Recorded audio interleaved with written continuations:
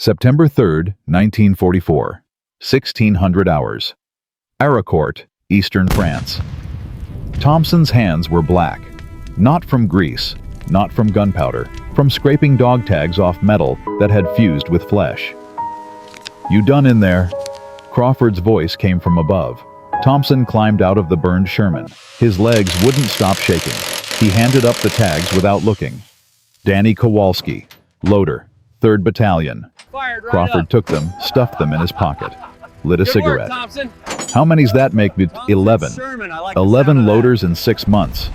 Crawford's hands were shaking too. "You know what the Germans call us, Tommy Cookers. They think it's funny how fast we burn." Thompson wiped his hands on his pants. Didn't help. Nothing helped. He never saw it coming. Panther came from left rear maybe 800 yards. Single shot. Everything. Danny was reaching for the next shell. He stopped.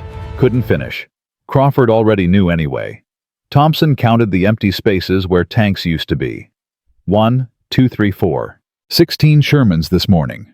12 now. 14 minutes of combat. Someone nearby muttered, "Jesus Christ, 14 goddamn minutes." "Permission to speak freely, sir." Crawford exhaled smoke. "We're standing on a dead man's tank, Thompson. Speak." "Why do we keep losing?" Crawford stared at the horizon. "France was beautiful when it wasn't killing you." "You really want to know?" "Yes, sir." 3 seconds. Crawford crushed his cigarette under his boot.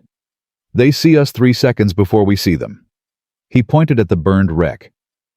"The Panther has better optics, better position, better everything. Their commander sits high with visibility all around. Ours..." He jabbed a finger at their Sherman's cramped cupola. "Gets a periscope that shows him dick. By the time we spot them..." He made a sharp gesture. Explosion. Done. Thompson looked back at Danny's tank. The turret was blown open like a steel flower. He never even turned his head. None of them do. That's the problem. Crawford lit another cigarette, hands still shaking. "It's not the frontal shots we can handle those. It's the flankers. The bastards who circle around while we're focused forward. You're in the hull, loading blind. I'm locked on my sight. Commanders trying to watch everywhere through tiny periscopes. Nobody sees the Panther sneaking up until..." He snapped his fingers. Boom. Next. "There has to be. What, write a letter. Dear Ordnance, please fix our death traps." Crawford's laugh was ugly. "They know Thompson. Eisenhower knows. But we've got 20,000 Shermans and factories pumping out 2,000 more per month. You think they'll stop the war to redesign our shit?" Silence. Down the line, another crew was pulling bodies out. Same ritual. Every day. Every goddamn day. "What are our odds, sir? Real numbers?" Crawford looked at him for a long time. "You sure?" "Yes." "Loaders 40% per engagement. Gunners 55%. Commanders 60%. Drivers get 65% because they can bail fast." He took a long drag. "4 engagements, your odds are 2.5%. We've been in 7. So we're already dead. Statistically, we died in Normandy. Everything since is borrowed time." Thompson looked at his hands, still black. He'd never get them clean. 2,300 hours. Same night. Thompson jerked awake. Artillery number. Just a truck backfiring. His heart hammered. Sweat soaked his shirt despite the cold. He couldn't do this anymore. Couldn't keep loading shells while waiting to die. He sat up, reached for his maintenance kit, pulled out his shaving kit. The small mirror inside caught moonlight standard GI issue 3x4 inches cheap steel frame. He'd used it this morning to shave. Now he held it up, tilted it left-right. It caught moonlight, reflected the orchard behind him. Then, wait. He tilted it again. The mirror showed what was behind him. Behind. His breath stopped. A mirror shows you what's behind you. That's what it does. That's the whole fucking point. He sat up fast, heart suddenly pounding. Not fear this time. Something else. Something he hadn't felt since before the war back in Pennsylvania, when he'd figured out a better way to secure scaffolding and save the crew 3 hours. What if the gunner could see behind while looking forward? A mirror positioned at the right angle, reflecting the rear quarter directly into his sightline. No turning away. No asking for updates. Just glance left, see what's coming, react. It was insane. Desperate.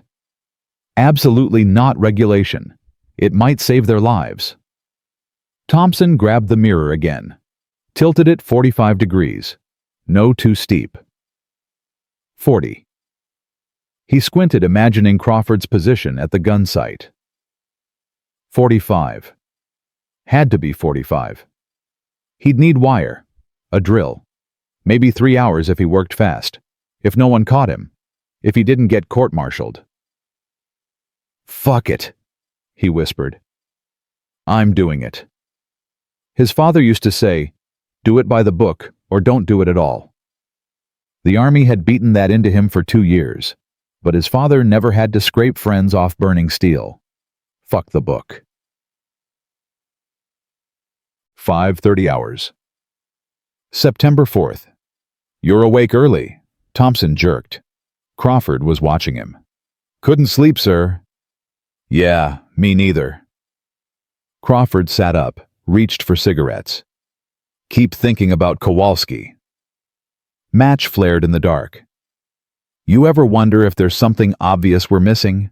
Some solution we're too stupid to see?" Thompson pulled out the shaving mirror. His hand was shaking. "Sir, what if I told you I had an idea? Something that might let us see behind us?" Crawford looked at the mirror, then at Thompson, then back at the mirror.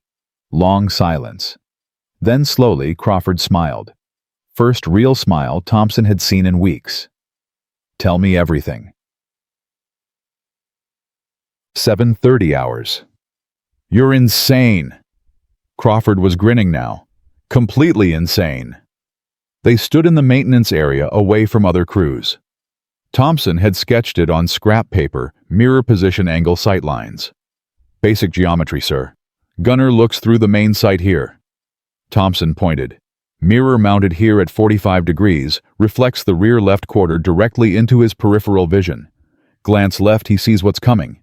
Glance back, he's on target. And you can install this wire drill and the mirror. The turret wall's thin enough. 2, maybe 3 hours." Crawford studied the sketch. "This violates about 15 regulations." "Yes, sir." "Court-martial material."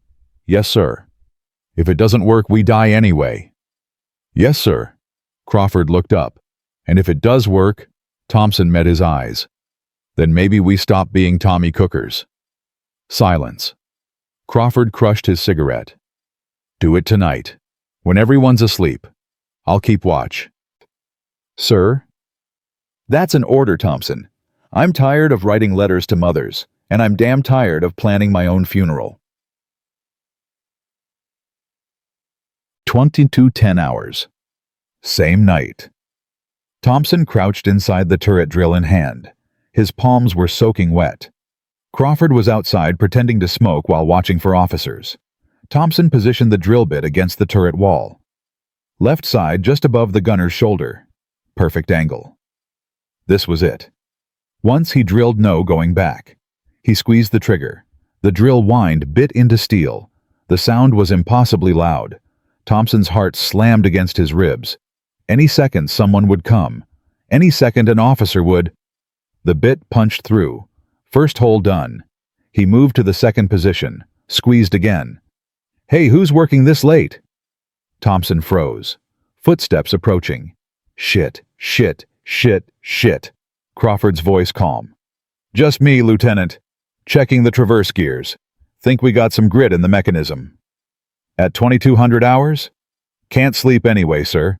Figured I'd do something useful." Pause. Thompson held his breath. "Carry on, Sergeant, but get some rest. We roll out at 600. "Yes, sir." Footsteps walking away. Thompson let out his breath. Kept drilling. 10 minutes later, 4 holes done. He threaded wire through each one, twisted tight, creating a frame. Then positioned the mirror, his cheap $3 GI shaving mirror that might be worth more than all the armor on this tank. adjusted the angle. 45 degrees. Perfect. He sat in the gunner's position, looked through the main sight, then glanced left. There, in the mirror. He could see the rear left quarter, the blind spot that had killed Danny and 10 others. Not blind anymore. He climbed out. Crawford was waiting. Done. Done. How's it look? Thompson smiled for the first time in days. Sir, I think we just might live through tomorrow. Crawford clapped his shoulder. Then let's get some sleep. Because if this works, we're going to have a busy day. 6:07 hours. September 5th. The battalion rolled out at dawn. 16 Shermans heading toward German lines near Luneville. Intelligence said Panzers in the area. Probably Panthers, maybe Tigers. Thompson loaded the first shell, hands steady despite everything. Above him, Crawford was settling into position. Thompson. Sir. That mirror of yours. I can see the whole rear left quarter, clear as day. That's the idea, sir. If this works, Crawford's voice was tight. If this actually works, then we spread it. Every tank, every battalion. They'll never approve it. Then we do it anyway. Crawford was quiet for a moment. Then, you know what, Thompson, I'm starting to like the way you think. The column moved through French countryside, birds singing, beautiful morning, the kind that made you forget there was a war. Radio crackled. All units hold position, possible contacts 2,000 yards north. Sherman spread out finding cover. Thompson loaded an AP round, his 43rd shell since Normandy. He'd counted every one. Minutes passed, radio silent except for static. Then, contact front Panthers 1, 800 yards. Crawford. I see them. 2 tanks moving left to right. The turret whirred tracking. Thompson loaded another round. Gunner target wait. Crawford's voice changed. Sharp, alert. Thompson? Sir. I've got another Panther. Left rear. 800 yards. Ice flooded Thompson's veins. How did you... The mirror. I just saw it in the goddamn mirror. Crawford keyed his radio. Commander, we've got a flanker. Left rear, 800 yards, moving to engage. What? How do you never mind? Traverse left. The turret spun. Thompson heard the servos whine, felt the tank shift. Crawford. On target. Fire. Boom! Thompson slammed against the hull, ears ringing, already loading, hands moving before his brain caught up. Slide shell, ram, lock. Hit tracks gone. Shot out. Boom! The Sherman rocked back. Second hit turret penetration. It's burning. Radio erupted. How the hell did you see that? It was behind us. Crawford keyed his mic. New equipment. I'll explain later. Right now, 2 more Panthers front we need to engage. The next 15 minutes was chaos. Load fire, load fire, load fire. The gun's rhythm became Thompson's heartbeat. His hands moved on autopilot. Muscle memory. Survival. When it was over, the 37th Battalion had killed 4 Panthers and a Panzer IV. 0 losses, 0 casualties.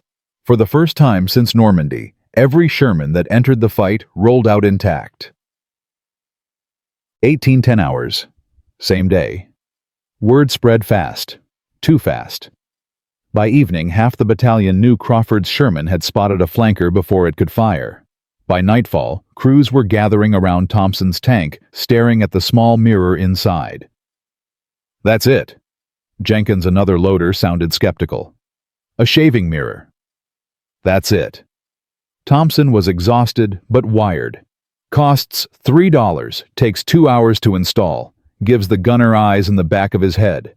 And command approved this. Thompson and Crawford exchanged glances. Not exactly, Crawford said. You mean you just did it? Yeah. Silence.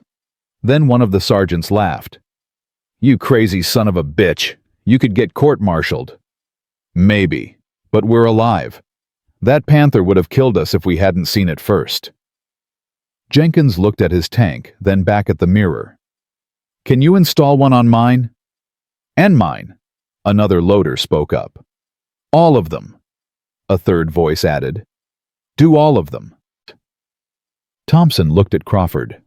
The sergeant nodded. All right, but we do it quiet. No announcements, no official requests. We spread this tank by tank, crew by crew. If command finds out, Jenkins interrupted, they can court-martial all of us. I'm not dying because we followed regulations. When do we start? Thompson pulled out his drill. Right now, who's first? 2320 hours. Thompson had installed mirrors on 5 tanks when the voice cut through the night. What the hell is going on here? Everyone froze. A figure emerged from shadows. Even in dim light, the silver oak leaves on his collar were visible. Lieutenant Colonel Creighton Abrams, battalion commander. Thompson's stomach dropped. This was it. Court-martial. Dishonorable discharge. Brig time. Abrams walked slowly around the Sherman, studying the mirror. His face was unreadable. Whose idea was this? Thompson stepped forward. Mine, sir. Hussey Frank Thompson, loader, 3rd Platoon. You installed this without authorization. Yes, sir. You modified Army equipment without approval. Yes, sir. You understand this violates regulations. Yes, sir. Abrams was quiet. Then, Sergeant Crawford, you're this man's gunner. Crawford stepped up, came to attention. Yes, sir. Did this modification help you in today's engagement? Sir, it saved our lives. I spotted a Panther at 800 yards left rear that would have killed us. Only reason I saw it was the mirror. Without it, we'd be dead. Pause. Abrams looked at the gathered crews at the mirrors Thompson had been installing at Thompson himself. Then he smiled. Hussey Thompson. Sir, you have 48 hours to install this mirror system on every tank in this battalion. That's an order. Thompson stared. Sir, you heard me? Every tank. I want effectiveness reports after the next engagement. If it works as well as Crawford claims. Abrams's smile widened. We're going to have a conversation with General Patton. And Thompson. Yes, sir. Next time you have an idea, this could come to me first. Saves everyone anxiety. Yes, sir. Thank you, sir. Abrams turned to leave, then stopped. Crawford. Sir. Your loader just might have changed how we fight this war. Take care of him. Will do, sir. When Abrams was gone, the maintenance area erupted. Crews slapping Thompson's back, shaking hands, laughing with relief and excitement. Crawford pulled him aside. You know what you just did? Got lucky.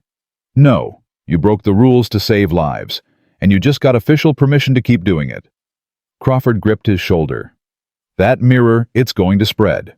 Before this war's over, every Sherman in Europe is going to have one. And it all started because one loader was tired of watching his friends die. Thompson looked at the small mirror glinting in the work light. 3 by 4 inches. Silvered glass in cheap steel. In 48 hours it would face Panzer Battalion 113, the unit that had never lost an engagement. Crawford squeezed his shoulder. Get some sleep, Thompson. Tomorrow we find out if this thing actually works in hell. Thompson didn't sleep. His hands wouldn't stop shaking. Not from fear this time, but from adrenaline and something else. Purpose. For the first time since Normandy, he had a purpose beyond loading shells and waiting to die. 0100 hours. September 6th. The maintenance area was alive with quiet activity. Crews gathered around Thompson's makeshift workshop, a tarp stretched between 2 Shermans lit by work lights that cast long shadows across oil-stained concrete. Next, Thompson called out. Sergeant Miller from Thunderbolt 4 stepped forward. My gunner wants one. Says if Crawford can see behind him, he wants the same. Thompson grabbed his drill. Tell your gunner he'll have it in 2 hours. Who's after Miller? Me. Corporal Hayes raised his hand. And Williams. And Jackson. And... I get it. Thompson wiped sweat from his forehead despite the cold. We'll work through the night. Everyone gets one before we roll out. Crawford appeared with a canteen of coffee, real coffee, not the chicory shit from the mess. Abrams sent this, said you'd need it. Thompson took a long drink, bitter, hot, perfect. How many tanks we got left? 11 without mirrors. You've done 5 in 3 hours. That's too slow. At this rate, you'll collapse before dawn. Crawford's voice was firm. You need help. Jenkins, you were a machinist before the war, right? Jenkins nodded. 3 years at Ford. I can drill and wire. Good. Thompson, show him how to position the angle. Jenkins, you take every other tank.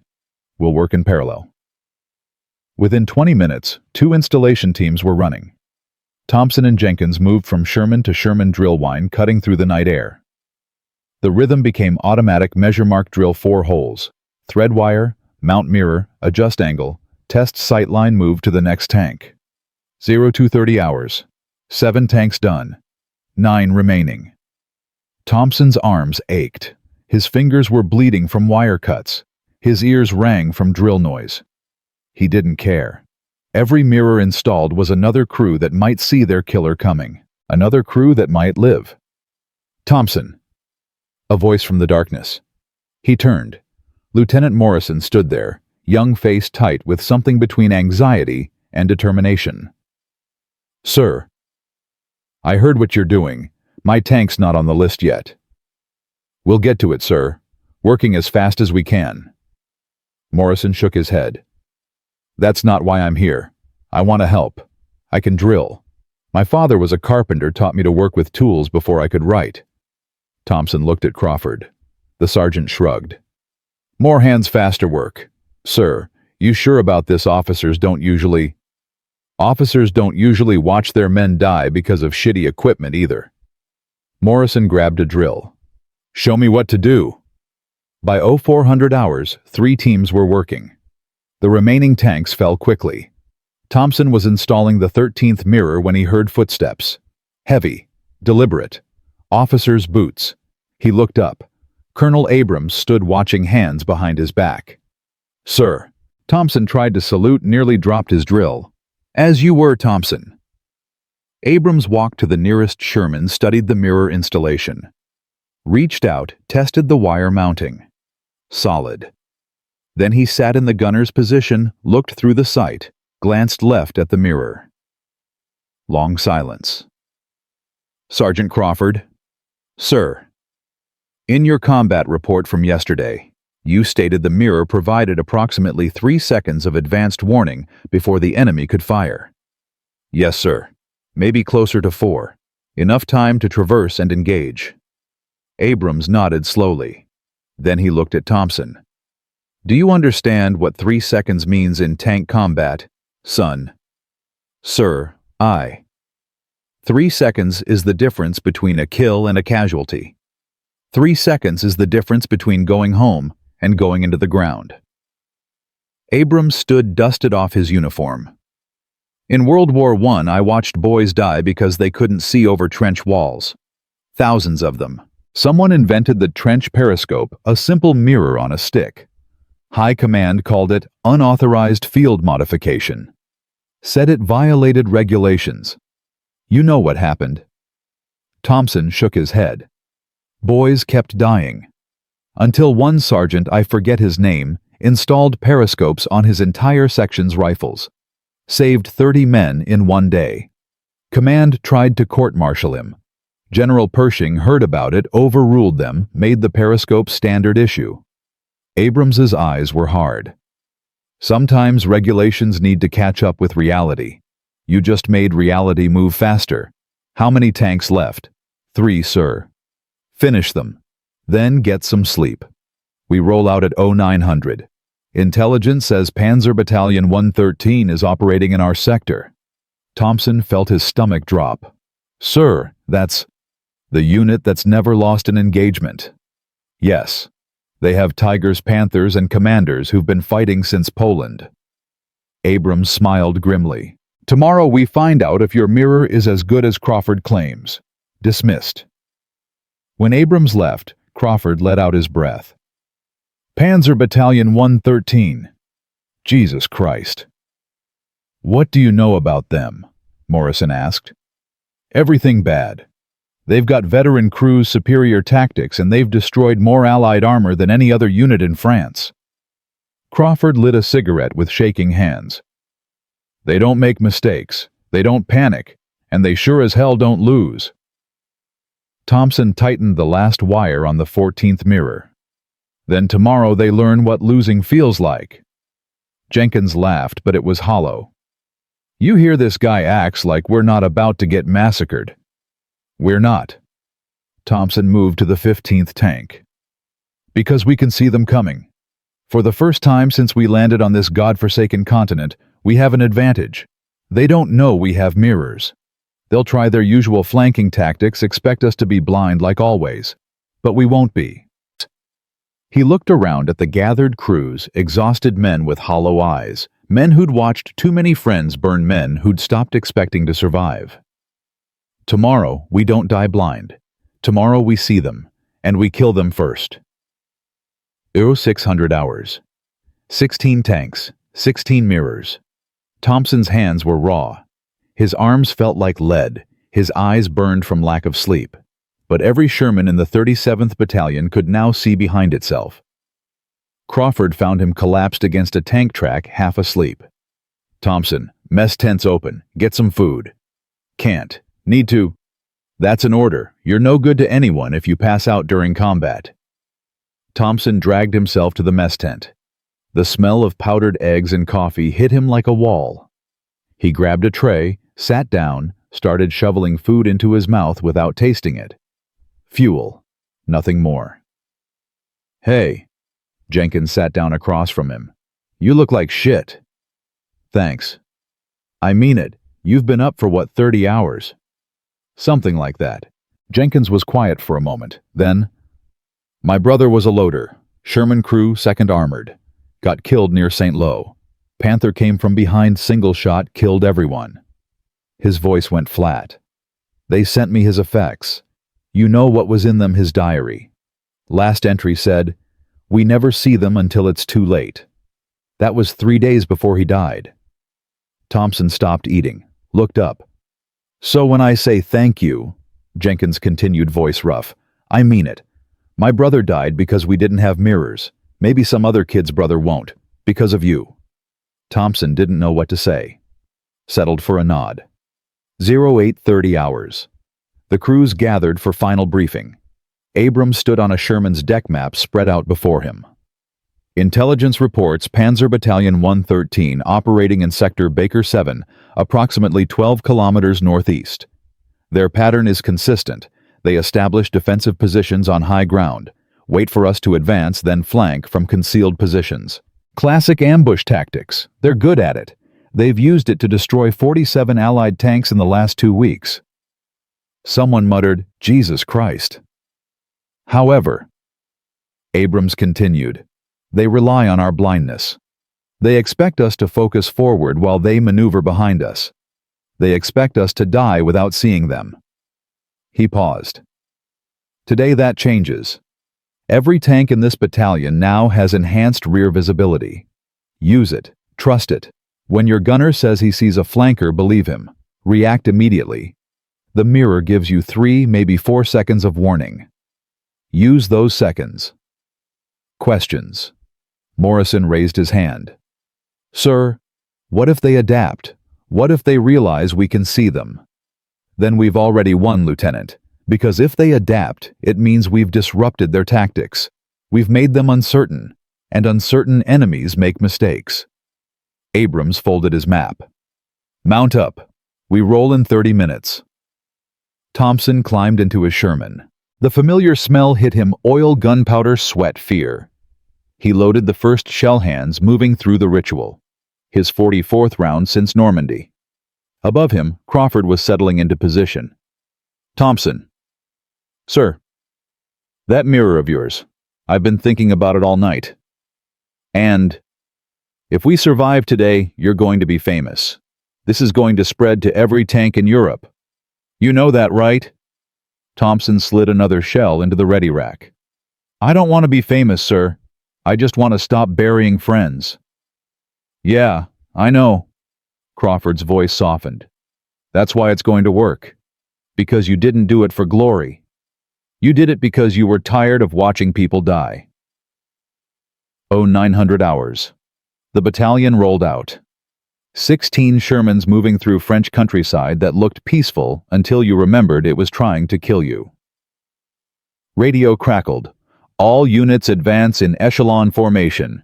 Maintain spacing. Eyes open." Thompson checked his ammunition. 30 rounds of AP. 20 rounds of HE. Enough to fight. Enough to die.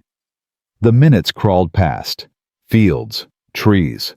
A burned-out farmhouse. A crater from yesterday's artillery. France was beautiful and dead.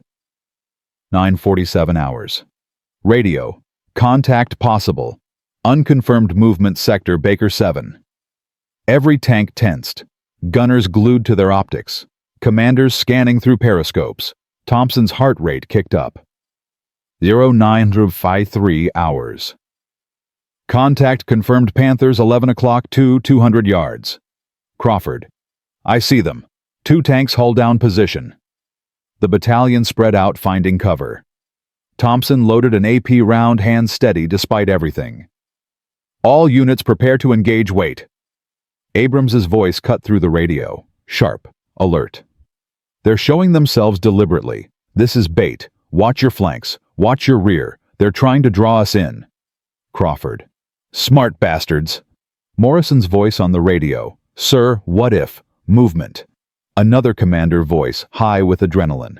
"Right flank multiple. Jesus Christ, there's 6 of them." Thompson's blood went cold. 6 tanks. This wasn't an ambush. This was an execution. Radio exploded with voices. "Contact right 1-800 yards. They're spreading out. We're surrounded. All units defensive positions. Do not advance. Repeat. Do not. Contact rear." Jenkins's voice, sharp as broken glass. "Panther left rear 200 yards. Crawford jerked. "What? How do you—" "The mirror. I see it in the mirror." Thompson heard Crawford's breath catch. "Then, I've got one too. Right rear 1,000 yards. Morrison. Left rear 900 yards. Miller. 2 more rear quarter. They're trying to circle us. Abrams. All tanks rear guns. They're executing a pincer. Engage the rear elements first." What followed was chaos, the kind of controlled chaos that separated veteran crews from dead ones. Thompson's Sherman spun right. Crawford was already on target. Fire. Boom. Thompson slammed the next round home before the first one even hit. Muscle memory. Survival instinct. Hit track disabled. Shot out. Boom. Kill moving to next target. Around them, the battle erupted. 16 Shermans against what had to be 15, maybe 20 German tanks. The kind of odds that usually meant you died. But this time they could see. Jenkins. "Got him. The bastard never expected me to turn. Morrison. 2 kills. The mirror works. It works." Miller. "They're confused. They don't understand how we're seeing them." The German tactics fell apart. Their entire strategy depended on Allied blindness. Depended on Shermans focusing forward, while Panthers circled behind for the kill shot. But Thompson's mirrors had changed the equation. Now the prey could see the predator. Now the prey had teeth. Crawford. "Thompson load. We've got infantry supporting their tanks." Thompson grabbed an HE round, rammed it home. Up. Fire. The round screamed downrange, exploded in a fountain of dirt and body parts. Thompson was already loading the next. The battle lasted 17 minutes. Felt like 17 hours. When it was over, Panzer Battalion 113 had lost 9 tanks. 9. The unit that had never lost an engagement had lost 9 tanks in 17 minutes. The 37th Battalion 0 losses. 3 Shermans damaged, but all crews alive. All of them. Radio silence. Then Abrams. All units sound off. One by one the tanks reported in. 16 Shermans. 16 functioning crews. For the first time in months, everyone had survived. Crawford slumped back in his seat. His hands were shaking. "We did it! Jesus Christ, we actually did it!" Thompson was shaking too. Relief, disbelief, adrenaline crash. "Sir, did we just handed Panzer Battalion 113 their first defeat." "Yes." Crawford started laughing. Couldn't stop. "We beat them. With a $3 shaving mirror, we beat the best Panzer unit in France." Outside, Thompson could hear crews cheering, shouting, laughing with the kind of wild relief that comes from expecting to die and living instead. He climbed out of the tank. His legs barely held him. Around him, crews were embracing, slapping backs, crying with joy and exhaustion. Jenkins found him, grabbed him in a bear hug. "You magnificent bastard! You saved us! You saved all of us!" Morrison was there too, face streaked with oil and tears. They tried their flanking tactics, tried to circle behind like always, but we saw them. We fucking saw them. "The look on their faces," Miller added, "when we started shooting them from behind. They couldn't believe it.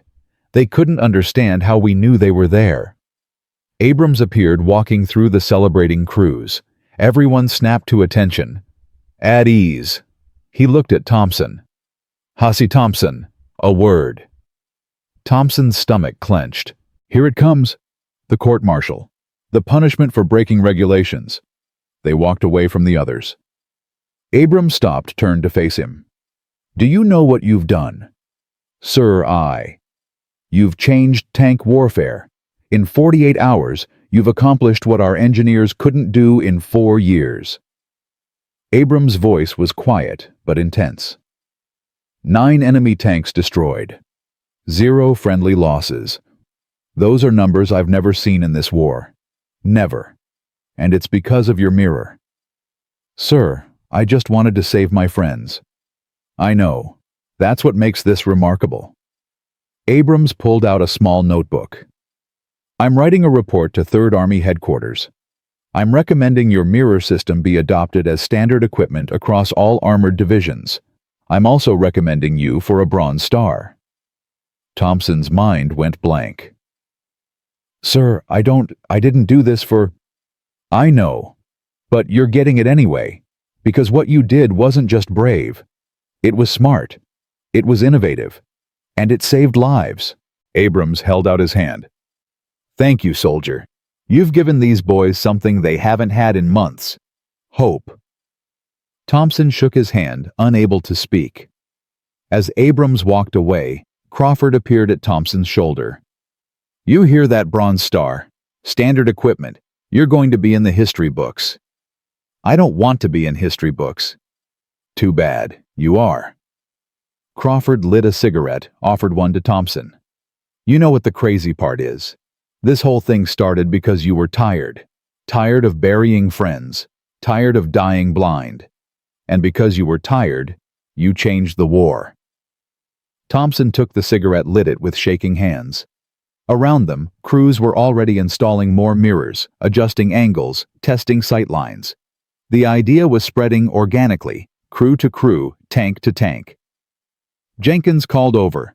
"Thompson, we need to show 4th Brigade how to install these. They heard what happened. They want mirrors too." "And 6th Brigade." Someone else shouted. "They're sending a delegation tomorrow." Crawford smiled. "See, it's already spreading. By next week, every Sherman in 3rd Army will have your mirror. By next month, probably the entire ETO. All because one loader decided to break the rules." Thompson watched the sun set over the battlefield, over the burning German tanks, over the French countryside that had tried to kill them and failed. For the first time since Normandy, he felt something other than dread. He felt hope. Maybe they weren't all going to die. Maybe some of them would make it home. Maybe his stupid $3 mirror could keep a few more boys alive long enough to see their families again. "Come on," Crawford said. "Let's get some food. Tomorrow we teach the whole damn army how to see behind themselves." Thompson followed, exhausted but smiling. His hands were still black from installing mirrors all night. His arms ached. His ears rang. He'd never felt better in his life. September 7th, 1944, 0620 hours. Word traveled faster than Thompson expected. He woke to find Captain Williams from 4th Brigade standing over his bedroll. "You, Thompson." Thompson sat up disoriented. "Yes, sir." "Show me the mirror. Now." 10 minutes later, Williams was sitting in Thompson's Sherman, looking through the gunner's sight, glancing left at the mirror, testing the angle, checking the wire mounts. "How long to install?" 2 hours, sir. Maybe less if you've got someone who knows how to drill." Williams climbed out. His face was hard. "We lost 6 tanks yesterday. 6. Panthers hit us from behind while we were engaging front. My gunner never saw them. Never had a chance." His voice cracked slightly. "Show my crews how to do this, today." Crawford appeared, coffee in hand. "Sir, we'd be happy to help, but we've got orders to—" "I'll clear it with Abrams." Williams was already walking away. "Get your tools. My boys need this now." By 0800, Thompson and Jenkins were surrounded by crews from 3 different brigades. Everyone wanted mirrors. Everyone had stories about friends who died because they couldn't see behind them. "My brother," one loader said. "Panther got him from left rear. Never knew it was there." "My entire platoon," another added. 5 tanks. Gone in 4 minutes. Thompson showed them the technique: drill placement, wire threading, angle adjustment. Simple. Anyone could do it. That was the point. "You don't need special tools," he explained. "You don't need engineers. Just a drill, some wire, and a mirror. Every tank can have this by tonight if you work fast." A sergeant from 6th Brigade raised his hand. "What about approval regulations?" "Fuck regulations." The voice came from behind. Everyone turned. Colonel Abrams stood there, arms crossed. "You heard me. Fuck regulations. This modification saves lives. I'm authorizing immediate installation across all units under my command. Any officer who objects can explain to General Patton why they prefer dead crews to bent rules." Silence. Then someone started clapping. Others joined. Within seconds, the entire group was applauding. Abrams held up his hand. "Save it. Get to work. I want every tank in 3rd Army equipped by week's end. Thompson, Jenkins, Morrison, you're now training officers. Teach everyone you can." Dismissed. The next 72 hours blurred together. Thompson barely slept. He moved from brigade to brigade, battalion to battalion, teaching the installation technique. His hands were raw. His voice was hoarse, but he kept going. September 8th, 15:30 hours. He was demonstrating mirror placement to a group of loaders when a jeep screeched up. A major jumped out, face urgent. "Which one of you is Thompson?" "That's me, sir." "General Patton wants to see you. Now." Thompson's stomach dropped. Crawford, who was helping nearby, went pale. "Sir, what did he—" "Now, soldier. General doesn't like waiting." The jeep ride took 20 minutes. Thompson's mind raced. Patton. George S. Patton. The man who'd slapped soldiers for cowardice. The man who didn't tolerate anything that slowed down his advance. They arrived at 3rd Army headquarters, a requisitioned chateau that looked too elegant for war.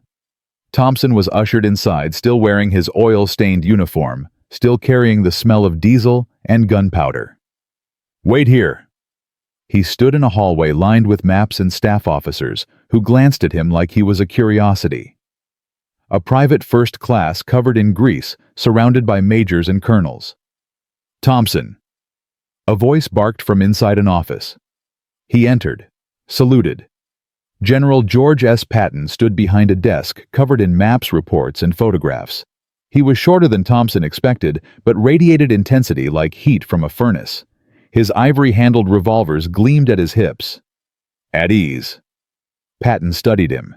"You're the kid with the mirror." "Yes, sir." "Abrams sent me his report. Says you installed unauthorized modifications on Army equipment. Violated regulations. Acted without orders." Patton's eyes were hard. "What do you have to say for yourself?" Thompson's mouth was dry. "Sir, I watched 11 friends die in 6 months. All because we couldn't see behind us. You thought you knew better than Army engineers. No, sir. I couldn't watch them die anymore. Patton was silent for a long moment. Then he picked up a photograph from his desk, held it out. Thompson took it. The photo showed a burned-out Sherman. Bodies covered with shelter halves nearby. Thompson recognized the location St. Lo from the caption. That tank, Patton said quietly, carried my nephew, Lieutenant George Patton IV. He died 3 weeks ago. Panther came from behind while he was engaging front. Killed everyone. Patton's voice was controlled but tight. The after-action report said he never saw it coming. Never had a chance. Do you understand what I'm saying, soldier? Thompson looked up. Patton's eyes were wet. Your mirror could have saved him. Could have saved hundreds like him. And you know what the real tragedy is? We have thousands of engineers, millions in research budgets. Entire departments dedicated to improving our equipment. But it took a 24-year-old loader with a shaving mirror to solve a problem they couldn't figure out in 4 years. Patton took the photo back, set it down carefully. As of this moment, your modification is official 3rd Army policy. Every tank under my command will have a mirror within 2 weeks. I'm also promoting you to sergeant and assigning you to my headquarters staff as special equipment advisor. Thompson stared. Sir, I'm just a loader. You were a loader. Now you're a sergeant who's going to make sure every tanker in this army benefits from your idea. That's an order. Patton extended his hand. You saved lives with that mirror, son, including lives that haven't been saved yet. Men who'll go home to their families because of what you did. Never forget that. Thompson shook his hand, couldn't speak. Dismissed. And Thompson. Sir. Thank you. September 12, 1944. 5th day of the mirror program. Thompson stood in a maintenance yard watching crews install mirrors on dozens of Shermans. The installation had become routine. Every crew knew the procedure could complete it in 90 minutes. Crawford found him. You seen the numbers? What numbers? 3rd Army tank losses. Week before the mirrors, 47 Shermans destroyed. Week after mirrors, 11 destroyed. That's a 77% reduction, Thompson. 77%. Thompson felt something twist in his chest. Relief. Pride. Grief for the ones who'd died before. How many lives is that? Assuming 5-man crews, we saved approximately 180 men in 1 week. 180 soldiers who would be dead if you hadn't installed that first mirror. 180 lives. The number felt impossible. Thompson thought about Danny Kowalski. Thought about the 11 other loaders he'd buried. Thought about Patton's nephew, about all the boys who'd burned before anyone figured out how to help them see. Hey! Jenkins appeared grinning. You're not going to believe this. 1st Armored Division heard about the mirrors. They're sending a delegation, and 2nd Armored. And get this, the British heard about it too. They want to install them on their Cromwells and Churchills. The British. Word's spreading, man. Everyone's talking about the Thompson mirror. That's what they're calling it. Thompson shook his head. It's not the Thompson mirror. It's just a mirror. Anyone could have thought of it. But they didn't. You did. Crawford clapped his shoulder. Accept it, kid. You're famous. September 15, 1944. A reporter from Stars and Stripes arrived. Captain Davis, combat correspondent, wanted to write about the mirror for the Army newspaper. Tell me how you got the idea, Davis said, notebook ready. Thompson didn't want to talk about it. Didn't want to relive finding Kowalski's body, scraping tags off fused metal, counting the dead. But Crawford nudged him. Tell him. The boys deserve to know someone cared enough to try. So Thompson told the story. The shaving mirror. The nighttime installation. The fear of court-martial. The first engagement when Crawford spotted the Panther. Davis wrote it all down, asking questions, taking photographs. What made you think of using a mirror? Davis asked. I was tired of dying blind, Thompson said simply. That's all, just tired of it. The article ran 3 days later. Front page of Stars and Stripes. Loader's mirror saves hundreds. Simple modification defeats German tanks. The story spread through the army like wildfire. Letters started arriving from tankers. Thompson had never met from mothers of soldiers who'd survived because of the mirrors from commanders, grateful for the lives saved. One letter stood out, written in shaky handwriting on thin paper. Dear Sergeant Thompson, you never met my son. His name was Robert Hayes Loader, in 2nd Armored. He died August 3rd, when a Panther shot his Sherman from behind. The Army told me he didn't suffer, but I know better. I know he burned. Your mirror came too late for Robert. But my neighbor's son is a tanker too. He got your mirror last week. He wrote me saying it saved his crew in their first engagement. He's alive because of you. Robert isn't. But maybe Robert's death meant something if it drove you to create something that saves others. Thank you for caring enough to try. Thank you for making sure other mothers don't get the telegram I got. God bless you. Margaret Hayes. Thompson read it 3 times. His hands were shaking. He folded it carefully, put it in his pocket. Carried it with him every day after that. September 20th, 1944. 2 weeks since the first mirror installation.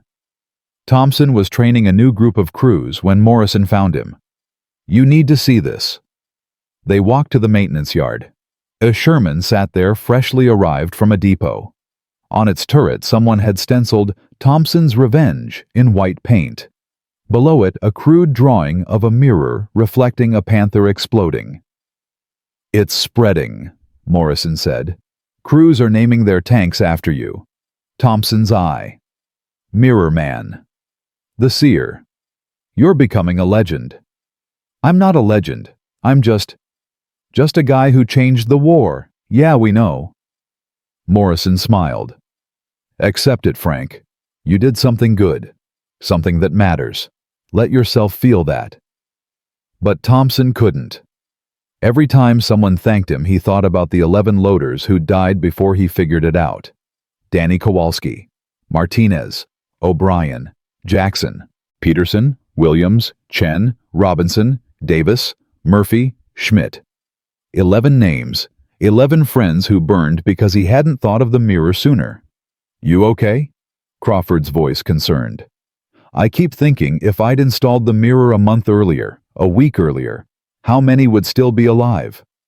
Don't do that to yourself. Why not? It's true. Danny died because I was too slow to figure it out. Crawford grabbed his shoulders, forced him to look up.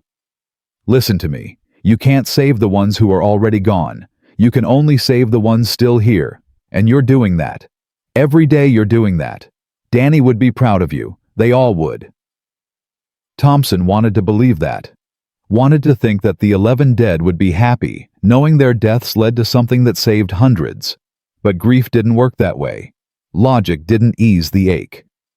September 25th, 1944. 3 weeks since the first mirror. Thompson received orders to report to SHAEF headquarters in England. Supreme Headquarters Allied Expeditionary Force wanted to evaluate the mirror system for potential adoption across all Allied armored forces. You're going to meet Eisenhower, Jenkins said, awed. Supreme Commander of Allied Forces in Europe. Jesus Thompson, you really did it. The flight to England was Thompson's first time in a plane. He threw up twice. Spent the entire journey thinking about what he'd say to Eisenhower, how to explain that he wasn't an engineer or an inventor, just a loader who got lucky. SHAEF headquarters was chaos officers rushing between rooms, maps everywhere, phones ringing constantly. Thompson felt like an imposter in his clean uniform, with his sergeant stripes that still looked new. Sergeant Thompson. A major appeared. General Eisenhower will see you now.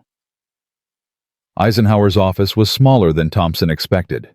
The Supreme Commander sat behind a desk covered in papers, cigarette burning in an ashtray. He looked tired. Sergeant Thompson. Sit. Eisenhower gestured to a chair. I've been reading reports about your mirror. Impressive results. Thank you, sir. Third Army reports a 77% reduction in tank losses. First Army has begun installation and is seeing similar results. The British are testing it on their armor. Montgomery is skeptical, thinks it's too simple to work, but his crews are installing them anyway. Eisenhower smiled slightly. Sometimes the best solutions are simple ones. Tell me, Sergeant, what gave you the idea? Thompson told him. The burned Sherman, 11 dead friends, the shaving mirror, the nighttime installation, the fear, the hope. Eisenhower listened without interrupting. When Thompson finished, the general was quiet for a long moment. I've been commanding armies for 3 years, Eisenhower finally said. I've had thousands of officers, hundreds of engineers, entire departments working on improving our equipment. And a 24-year-old loader solved a problem they all missed. Do you know why? No, sir. Because you were the one watching your friends die. You were the one who understood the problem intimately, personally. Sometimes the best innovations come from the bottom up, not the top down. Eisenhower crushed out his cigarette. I'm authorizing immediate adoption of your mirror system across all U.S. armored forces in the ETO. I'm also recommending it to other Allied nations. By Christmas, every Allied tank in Europe should have a mirror. That's 15,000 vehicles. Potentially 75,000 lives saved. Because of you. Thompson's voice came out hoarse. Sir, I just wanted to save my crew. I know. That's what makes this remarkable. Eisenhower extended his hand. History will remember you, Sergeant Thompson. The loader who changed tank warfare with a $3 mirror. Well done. October 3rd, 1944. Thompson returned to 3rd Army. 4 weeks since the first mirror installation. The program had grown beyond anything he'd imagined. Every Sherman in the European theater of operations now carried a mirror. British Cromwells were being equipped. Canadian units were installing them. The French had begun adding mirrors to their American-supplied tanks. Even some captured German crews interrogated after being defeated by mirror-equipped Shermans admitted they were baffled by how Allied tanks had suddenly developed eyes in the back of their heads. Crawford met him at the airfield. Welcome back, famous guy. How was England? Surreal. Met Eisenhower. Jesus, what did he say? That by Christmas, every Allied tank in Europe will have a mirror. Crawford whistled. From 11 dead friends to 15,000 equipped tanks in 5 weeks. Not bad for a loader from Pennsylvania. They walked back toward the battalion area. Thompson could see Shermans everywhere, all with the distinctive mirror glint in their turrets.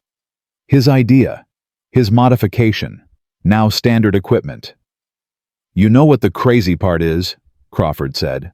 The Germans are trying to figure out how we're doing it. Intelligence reports they think we've developed some new radar or periscope system. They don't realize it's just a mirror. They're overcomplicating it because they can't believe the solution could be that simple. Thompson smiled despite himself. Sometimes simple is enough. Sometimes simple is everything. Crawford stopped, looked at him seriously. You changed the war, Frank. Not with better guns or thicker armor, with a mirror. With the willingness to break rules when rules were getting people killed. That takes guts. I was just tired of... I know, tired of dying blind. You've said it 100 times. Crawford clapped his shoulder. But you did something about it. Most people just accept that war is hell and soldiers die. You said, not if I can help it. That matters. That night, Thompson sat on his Sherman's deck looking up at stars that didn't care about wars or mirrors or dead friends. He pulled out Margaret Hayes's letter, read it again by flashlight. Maybe Robert's death meant something if it drove you to create something that saves others. He hoped that was true. Hoped that Danny and Martinez and O'Brien and all the others would think their deaths had meaning if they led to something that saved hundreds more. But he'd trade every mirror in Europe to have them back. To have one more conversation with Danny about his kid sister. To hear Martinez laugh at a terrible joke. To watch O'Brien clean his rifle with obsessive precision. Hey. Jenkins climbed up, sat beside him. You good? Yeah. Just thinking. About the mirrors. About the ones who didn't get them in time. Jenkins nodded slowly. My brother. Yeah. I think about him too. Think about how, if you'd figured this out 3 months earlier, he'd still be alive. He paused. But you know what, he'd be happy, knowing that what killed him won't kill as many others. That his death led to something good. I have to believe that. Thompson folded the letter, put it away. You think it's enough saving future lives when we couldn't save past ones? It has to be, because past ones are gone. Future ones still have a chance, because of you. Somewhere in the darkness, another Sherman crew was installing a mirror, learning the technique, gaining the ability to see what was coming. Somewhere a loader who would have died tomorrow would survive instead, would go home, would see his family again. All because Frank Thompson got tired of dying blind and decided to do something about it. Crawford appeared below, looking up. You two planning to sleep up there? We roll out at dawn. Coming, sir. Thompson climbed down, feeling the weight of 4 weeks and 180 saved lives, and 15,000 equipped tanks, and 11 dead friends who never got the chance. Jenkins followed. You know what I think. What? I think when this war's over and we're all old men, people will still be using your mirror, still saving lives with it. You built something that'll outlast all of us. Thompson hoped he was right. Hoped that decades from now, some future loader wouldn't have to scrape his friend's dog tags off burned metal because someone somewhere had learned from Thompson's 11 dead friends and installed a mirror that let them see death coming. In the darkness of occupied France, in maintenance yards and tank depots across Europe, crews were working late into the night, drilling holes, threading wire, mounting mirrors, giving themselves the gift Thompson had invented, the ability to see death coming and do something about it. October 15, 1944. Thompson woke to shouting. Sergeant, get up now! He rolled out of his bedroll, grabbed his boots. Crawford was already dressed, face grim in the pre-dawn darkness. What's happening? German counterattack. Big one. They hit 4th Brigade an hour ago. Overran 2 companies before anyone knew what was happening. Crawford was strapping on his gear, movements sharp and efficient. Abrams wants every available tank on the line. We roll in 15 minutes. Thompson's hands moved automatically, lacing boots, grabbing his jacket, checking ammunition. Around him, the entire battalion was mobilizing, engines coughing to life, crews shouting coordinates, the controlled chaos of men preparing to fight. He climbed into his Sherman, loaded the first shell, his 187th round since Normandy. He'd stopped thinking about the number weeks ago, but his hands still counted automatically. Crawford dropped into the gunner's seat. Thompson. Sir, this one's going to be bad. Intelligence says they're throwing everything at us. Panthers, Tigers, maybe even some of those new Jagd Panthers. They're trying to stop our advance before we reach Germany. We've got mirrors. We'll see them coming. Mirrors don't stop shells, kid. They just tell you where the shell's coming from before it kills you. Crawford's voice was tight. Stay sharp. This isn't going to be like Aracourt. 05:45 hours. The battalion advanced through darkness. Thompson could hear other tanks nearby, see their exhaust in the cold air. Somewhere ahead, 4th Brigade was fighting for survival. Radio. All units, enemy contact confirmed. Multiple armor 2,000 yards northeast. They're dug in and waiting. Crawford. I see them. Jesus. There's at least 20 tanks, maybe more. Thompson's stomach clenched. 20 tanks. The Germans weren't flanking this time. They were meeting the Shermans head-on with superior numbers and superior firepower. Abrams's voice cut through the radio. All units spread out and engage. Use your mirrors. Watch your flanks. They're going to try to surround us. What followed was the longest engagement Thompson had experienced. Not the quick, chaotic violence of Aracourt, but sustained, grinding combat that lasted 3 hours. The Germans had learned. They knew about the mirrors, now knew the Shermans could see behind themselves.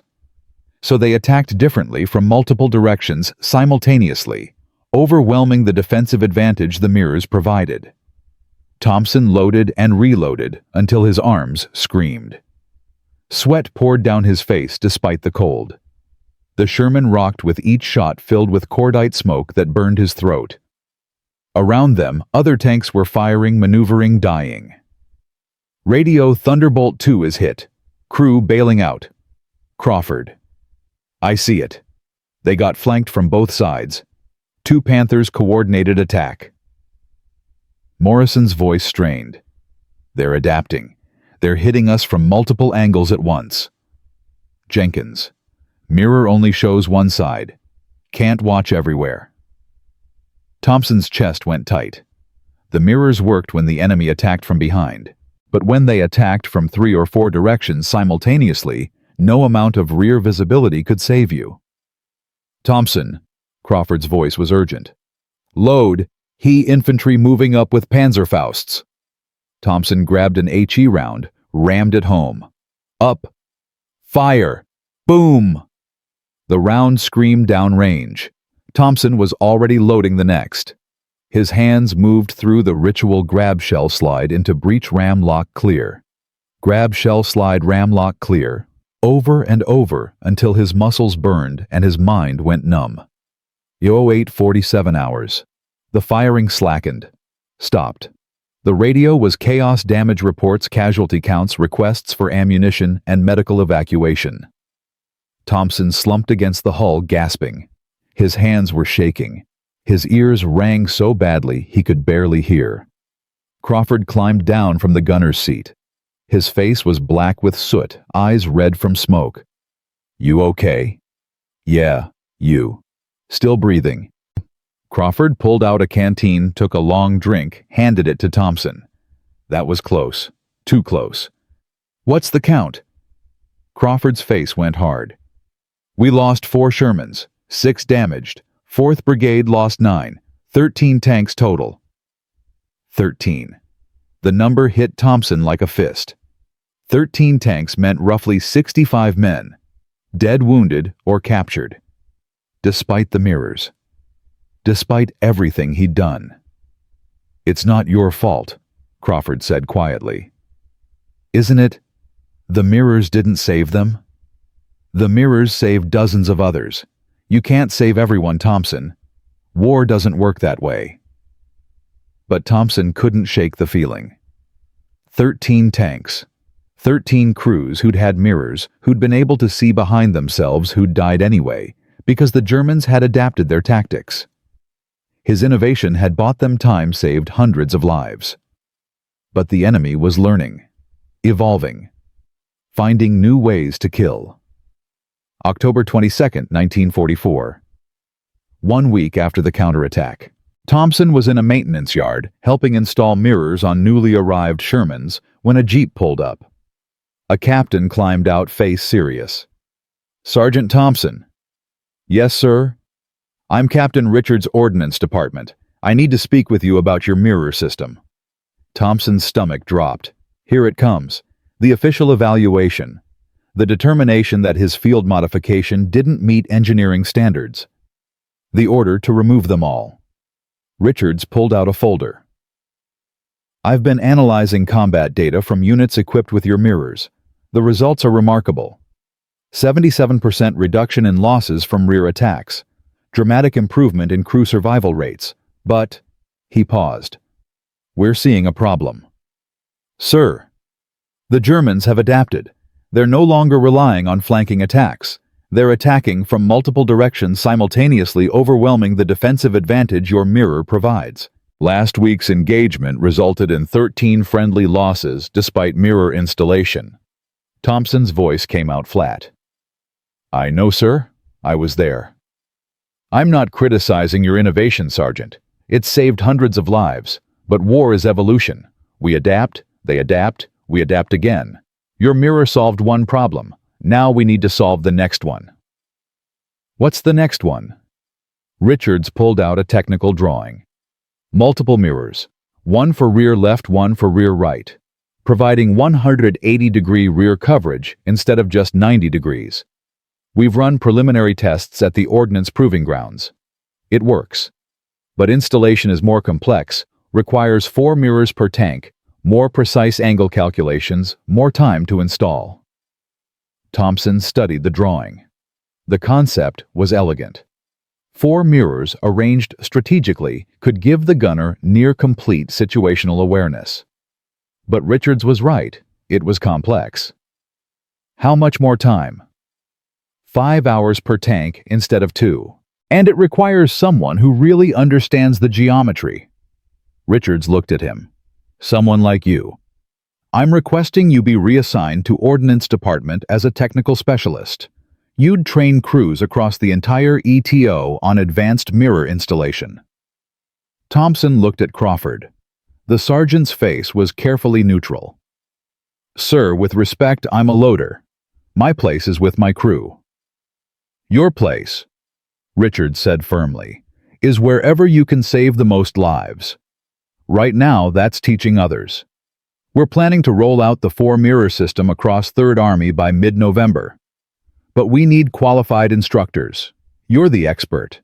You created this system. You're the one who can teach it best. Crawford spoke up. Sir, if I may, Thompson is more than qualified, but he's also an excellent loader and an essential part of my crew. Losing him would impact our combat effectiveness. Richards nodded.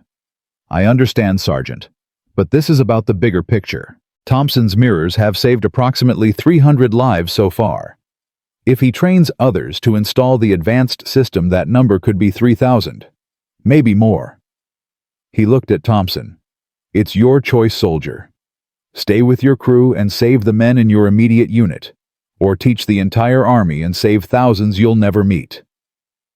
Thompson felt something twist inside him. Stay with Crawford, Jenkins, Morrison, the men who'd become his brothers, or leave them to help strangers across an entire theater of war. Can I think about it? You have 24 hours. Report your decision to Colonel Abrams. Richards climbed back into his jeep. For what it's worth, Sergeant, your country needs you in both places. Choose the one where you think you'll do the most good. After he left, Crawford and Thompson sat in silence. You should go, Crawford finally said. What? You heard him. 300 lives saved, potentially 3,000 if you teach the new system. That's not a choice, Thompson. That's a responsibility. But the crew? We'll get a new loader. Someone competent. We'll survive. Crawford's voice was rough. You changed tank warfare once. Now you get to do it again. Don't waste that opportunity because you're loyal to one crew. Be loyal to every crew. Thompson wanted to argue. Wanted to say that loyalty mattered, that leaving felt like abandonment, that he wasn't some technical specialist, he was a loader who got lucky with an idea. But he knew Crawford was right. October 23, 1944. Thompson reported to Abrams. I'll do it, sir. I'll train the new system. Abrams nodded. Good. You leave for Ordnance Headquarters tomorrow. You'll be training instructors who will then train crews across the ETO. By Christmas, we want every tank equipped with the 4-mirror system. Sir, what about my crew? Sergeant Crawford has requested Private Wilson as your replacement. Wilson's experienced, competent. Your crew will be fine. Abrams extended his hand. You've done exceptional work, Thompson. The Army is grateful. Your country is grateful. Thompson shook his hand, feeling numb. That night, the crew gathered around their Sherman. Crawford had scrounged whiskey from somewhere, real whiskey, not the rotgut they usually drank. To Thompson. Crawford raised his canteen. Who saved our asses with a shaving mirror, and is now leaving us to save everyone else's asses? Jenkins raised his canteen.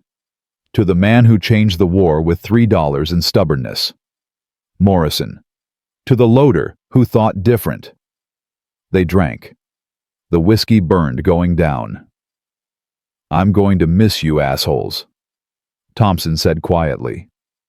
We're going to miss you too, Crawford replied. But you're doing the right thing. Remember that when you're stuck in some classroom teaching bored privates how to drill holes, you're saving lives. Even if you can't see them burn or watch them survive, you're saving them. Jenkins pulled out a photograph. Here, so you don't forget us. The photo showed their crew in front of their Sherman, taken 3 weeks ago right after Aracourt. Crawford was smiling, actually smiling. Jenkins was making a stupid face. Morrison was trying to look serious and failing. Thompson stood in the middle looking young and tired and alive. "Thanks." Thompson tucked it in his pocket next to Margaret Hayes's letter. "You take care of yourself," Crawford said. "War's not over. Germany's still out there. Don't get yourself killed teaching." "I'll try not to." "And Thompson." Crawford's voice went soft. "Thank you. For the mirror. For caring enough to break the rules. For saving me and Jenkins and Morrison and hundreds of others. You're a hero whether you believe it or not." Thompson couldn't speak, just nodded. October 24th, 1944. Thompson climbed into the truck that would take him to Ordnance Headquarters. His duffel bag held everything he owned. Spare uniforms, letters from home, the photograph of his crew, Margaret Hayes's letter about her dead son. Crawford stood watching, hand raised in salute. Thompson saluted back. The truck pulled away.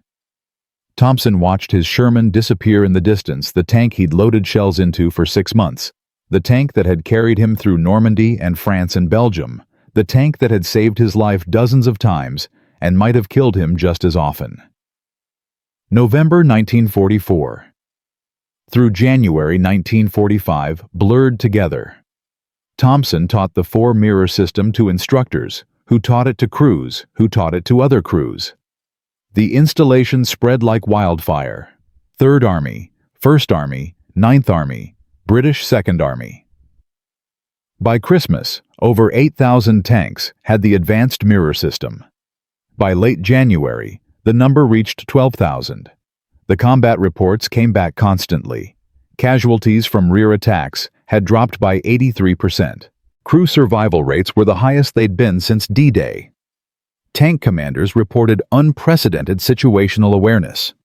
The Germans were baffled, frustrated, unable to find blind spots that no longer existed. Thompson read every report, memorized the numbers. 83% reduction meant roughly 500 lives saved per month. 6 months meant 3,000 lives.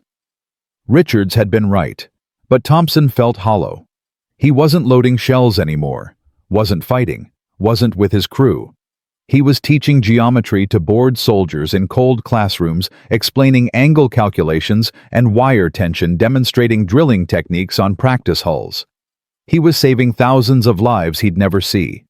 And he missed loading shells for the 5 men he knew. December 16th, 1944. The Germans launched their last major offensive, the Battle of the Bulge. Panzer divisions smashed through American lines, creating chaos and catastrophic casualties. For 3 weeks, the outcome was uncertain. Thompson heard about it through reports. 3rd Army was redirecting north to relieve Bastogne. His crew, Crawford, Jenkins, Morrison, would be going into the worst fighting of the war. He requested permission to rejoin them. Denied. He was too valuable as an instructor, so he taught. While his friends fought and died, he taught angle calculations to replacements who'd never seen combat. While the Battle of the Bulge raged, he demonstrated drilling techniques on practice hulls. While thousands of soldiers froze in Belgian forests, he gave lectures on geometric principles. He'd never felt more useless. January 25th, 1945. The Bulge was over. The Germans were retreating. The Allies were advancing into Germany itself. Thompson received a letter. Return address, 37th Tank Battalion. His hands shook opening it. "Thompson, you magnificent bastard. We survived the Bulge. Barely. Lost 2 tanks from the battalion, but our crew made it through intact. The 4-mirror system saved us 6 times when Panthers tried to flank us in the Ardennes. We could see them coming from every direction. Killed 4, drove off 2 others. Without your mirrors, we'd be dead. All of us. Jenkins says to tell you he owes you a beer. Morrison says he owes you his life. I say you're the best loader I ever had, even if you're not loading anymore. Keep teaching. Keep saving lives. We'll see you when this war's over. Crawford." Thompson read it 3 times, then folded it carefully and put it with Margaret Hayes's letter and the crew photograph. February 1945. The advanced mirror system was now standard equipment across all U.S. armored forces in Europe. British, Canadian, and Free French forces had adopted it. Even some Soviet units were installing mirrors on their American-supplied Shermans. Total tanks equipped 14 to 847. Estimated lives saved approximately 4,200.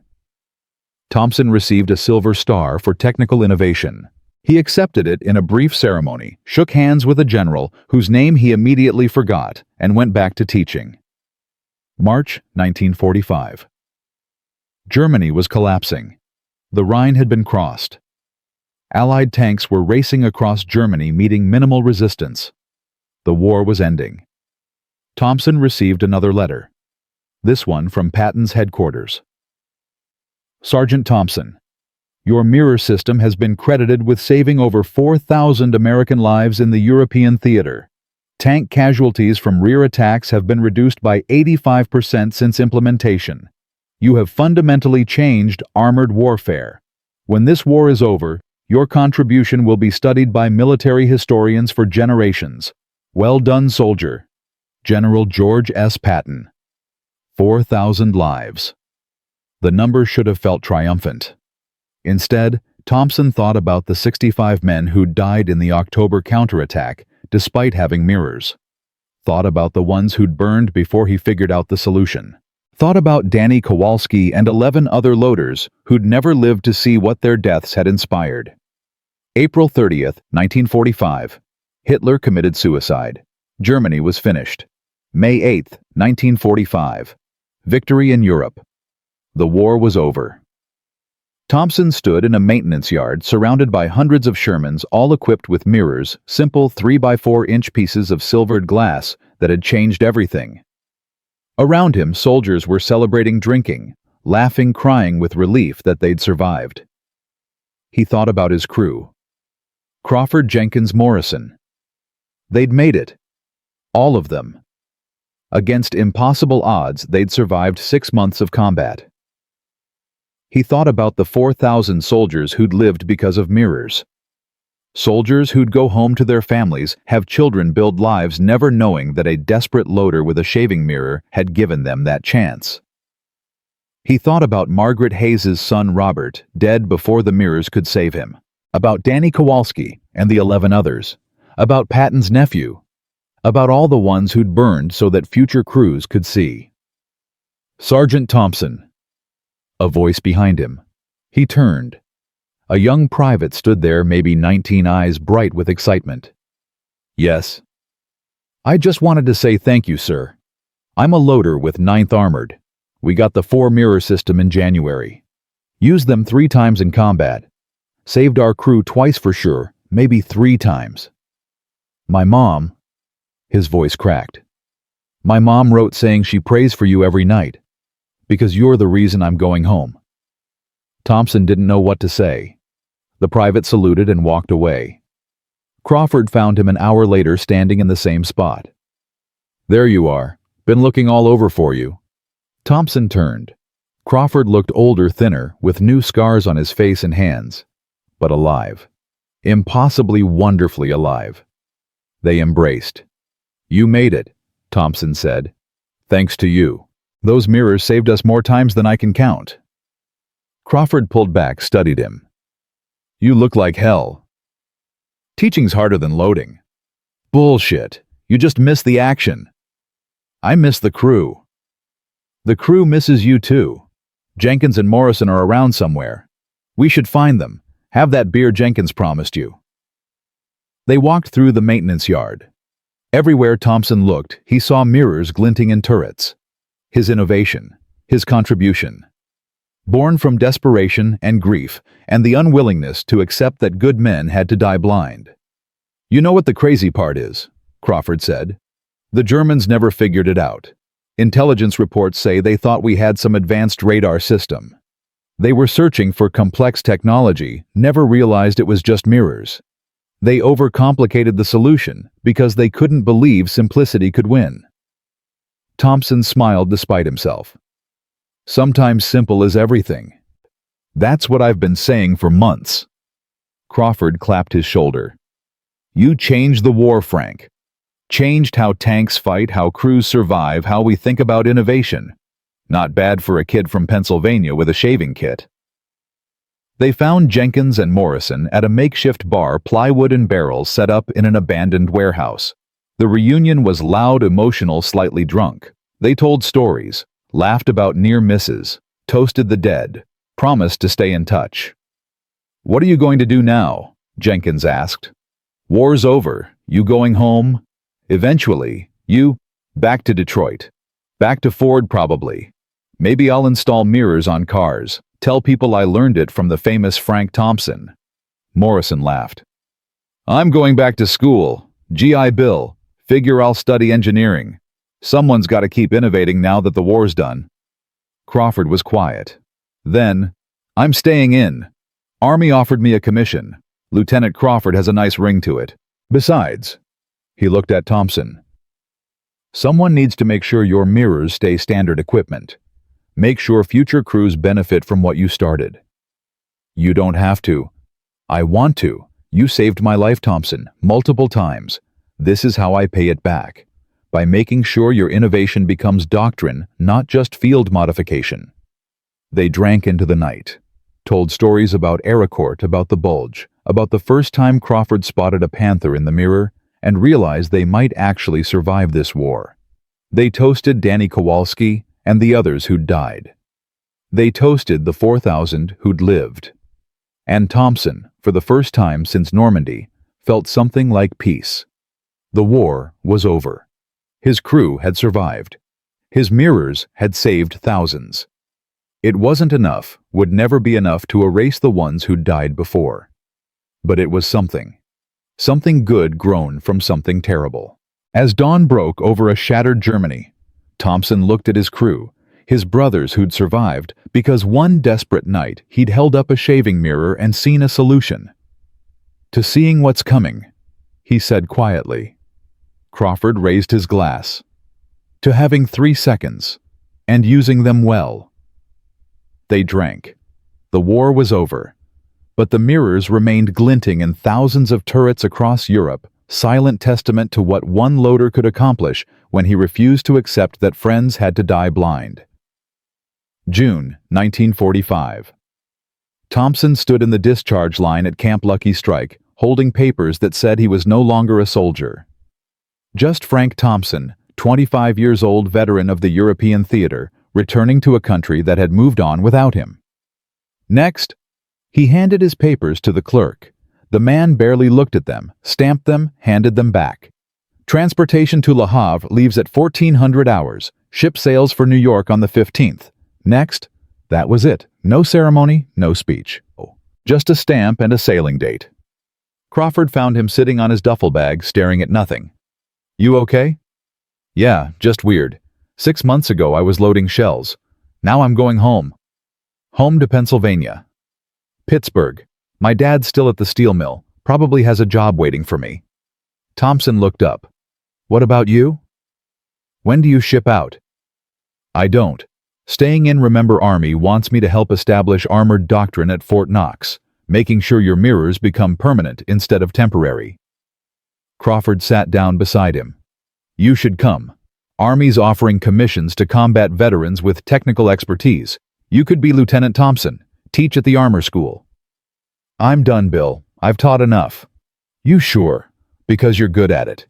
And the Army needs people who understand innovation, who aren't afraid to break rules when rules are killing people." Thompson shook his head. "I want to go home, work with my hands, make steel instead of teaching people how to kill better. I'm done with war." Crawford was quiet for a moment. Then he pulled out a small notebook, wrote something, tore out the page. "My address at Knox. Write me. Let me know how civilian life treats you." Thompson took the paper, folded it carefully.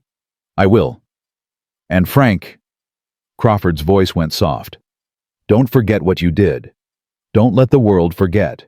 200 lives saved. That matters. That will always matter." They shook hands. Crawford walked away. Thompson watched him go, the man who'd trusted a desperate loader with an insane idea, who'd stood watch while Thompson drilled unauthorized holes in Army equipment, who'd survived 6 months of combat because of $3 mirrors. The ship to America was crowded with veterans going home. Thompson found a spot on deck, watched France disappear over the horizon. He thought about Danny Kowalski, buried somewhere in French soil. Thought about the 11 others. Wondered if their families knew what their deaths had accomplished. The crossing took 8 days. Thompson spent most of it alone, avoiding the celebrations, the drinking, the loud proclamations about what veterans would do now that the war was won. He didn't feel like celebrating. Didn't feel like he'd won anything except the right to go home and try to forget. June 23, 1945, New York Harbor. The Statue of Liberty appeared through morning fog. Men crowded the rails, cheering, crying, embracing. Thompson stood at the back duffel bag at his feet, watching America approach. Home. He was home.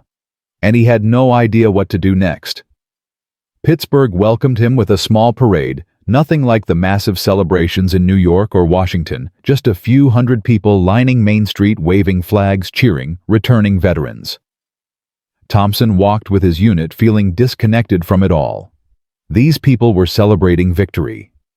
He was mourning the ones who didn't make it to see it. His father met him at the station. Harold Thompson, 52 years old.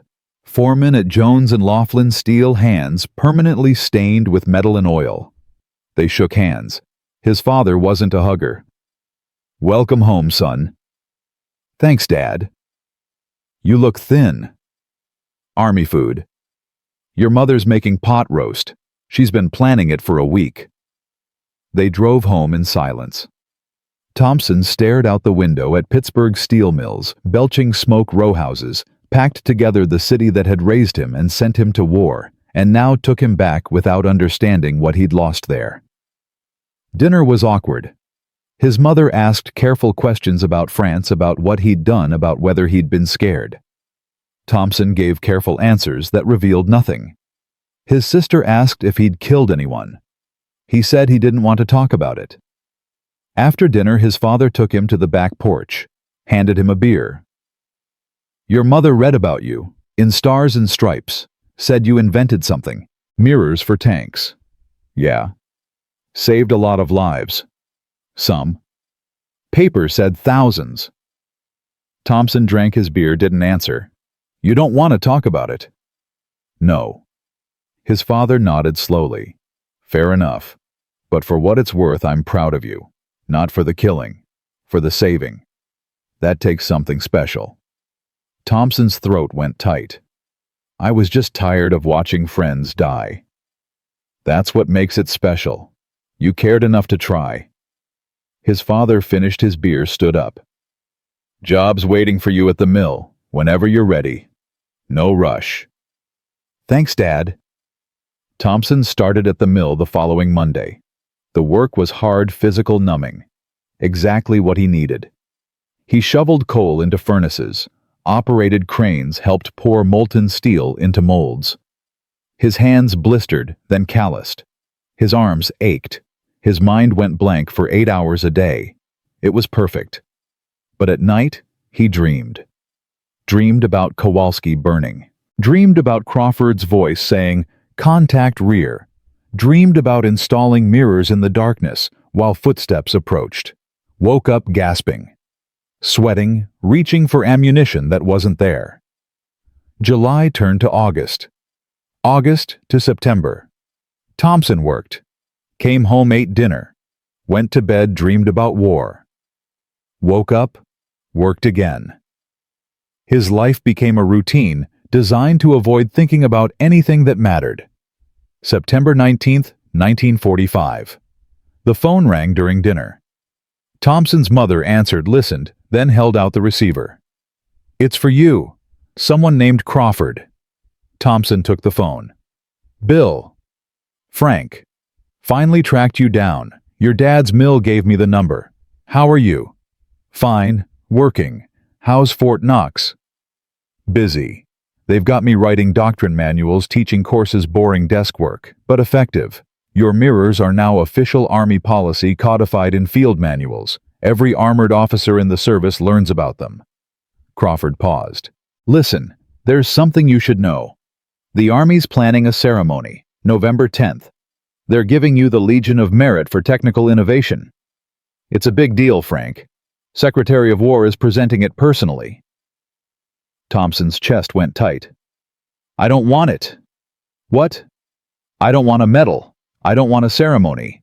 I just want to be left alone. Frank, this is recognition for... For what?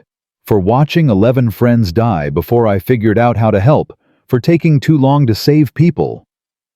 Thompson's voice cracked. I don't deserve a medal, Bill. The ones who died deserve medals. I just deserve to forget. Long silence on the line. Then Crawford spoke, voice gentle. You can't forget, Frank, and you shouldn't. What you did matters.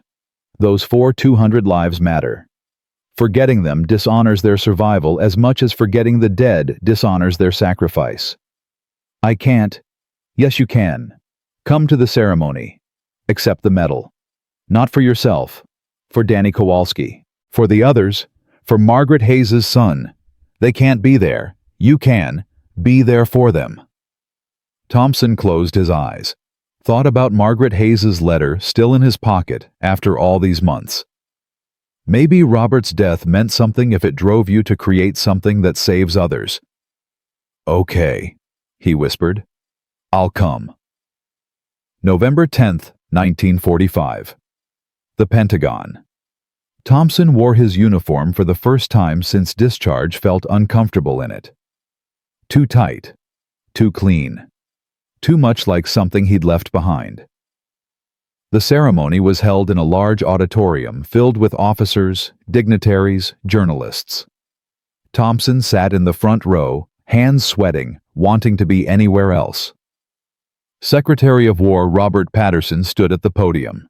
Ladies and gentlemen, we're here to honor a soldier whose innovation fundamentally changed armored warfare. Sergeant Frank Thompson served as a loader in the 37th Tank Battalion, 3rd Army. In September 1944, after witnessing the deaths of 11 fellow soldiers, Sergeant Thompson developed a simple but revolutionary modification, a mirror system that provided tank crews with enhanced rear visibility. Thompson stared at his hands while Patterson recounted the story. The shaving mirror, the nighttime installation, the first engagement at Aracourt, the spread across 3rd Army, then the entire ETO. Sergeant Thompson's innovation is credited with saving approximately 4,200 American lives. Tank casualties from rear attacks decreased by 83% after implementation.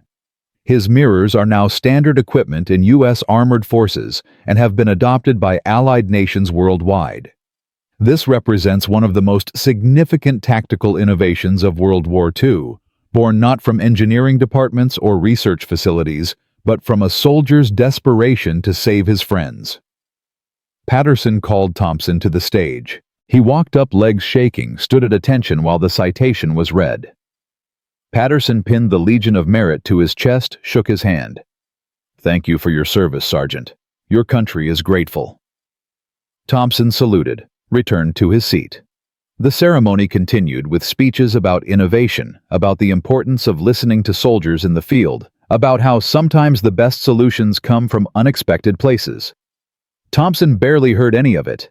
He was thinking about Kowalski, about the 11 others, about whether they'd be proud or angry that he'd survived to receive medals while they'd died without recognition. After the ceremony, journalists surrounded him. Questions came rapid fire. How did you get the idea? What made you think a mirror would work? Were you scared of court-martial? What's next for you? Thompson answered mechanically, giving brief responses that satisfied them without revealing anything real. Yes, he'd been scared. No, he hadn't expected it to spread so widely. Yes, he was proud. No, he didn't consider himself a hero. A young reporter from Life magazine asked, "What do you want people to remember about this?" Thompson looked at him for a long moment. "Remember the ones who died. Remember Danny Kowalski and Martinez and O'Brien and all the others who burned because I wasn't smart enough to figure this out sooner.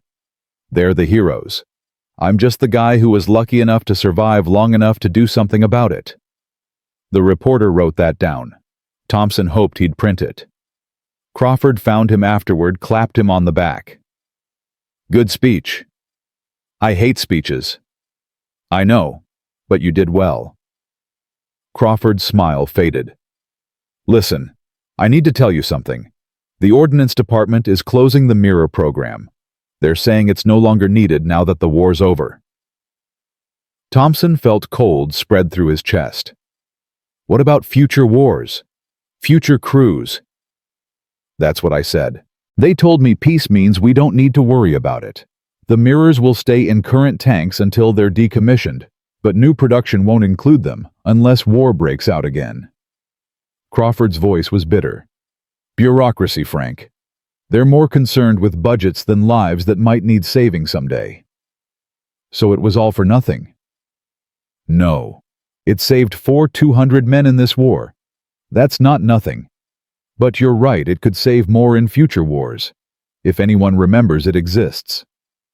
Thompson thought about that, about how innovations could be forgotten, how lessons learned in blood could be erased by peacetime complacency, about how the next generation of loaders might have to watch their friends die and figure out the same solution all over again because bureaucracy decided saving lives wasn't cost-effective. "Then we make sure they remember," he said quietly. "How? I don't know yet, but there has to be a way." December 1945. Thompson returned to Pittsburgh, back to the mill, back to the routine. But something had changed. The ceremony had reminded him that what he'd done mattered, that forgetting would dishonor not just the dead, but the living who'd survived because of mirrors. He started writing. Late at night after work, he wrote down everything: the burned Sherman, the 11 names, the nighttime installation, Aerocourt, the spread across Third Army, the 200 lives saved. He wrote about Crawford and Jenkins and Morrison, about Margaret Hayes's letter, about Patton's nephew, about every detail he could remember. He didn't know what he'd do with it, just knew it needed to be recorded before memory faded, before the war became sanitized history that forgot the desperate improvisation and broken rules that actually saved lives. January 1946. A letter arrived from Crawford.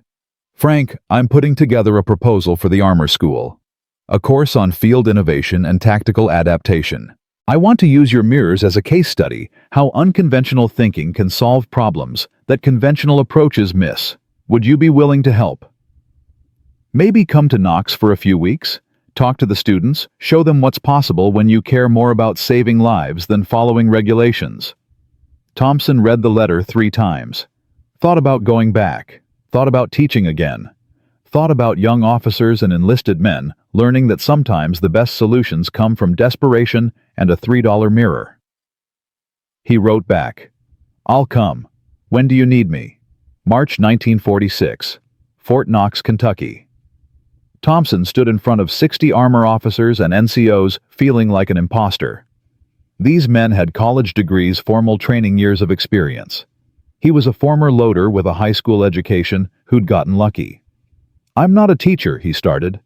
"I'm not an engineer. I'm just someone who watched too many friends die and got desperate enough to try something stupid. And it worked. Not because I'm smart, because I cared enough to break the rules." He told them the story, showed them the original mirror design, explained the geometry, the installation, the first engagement.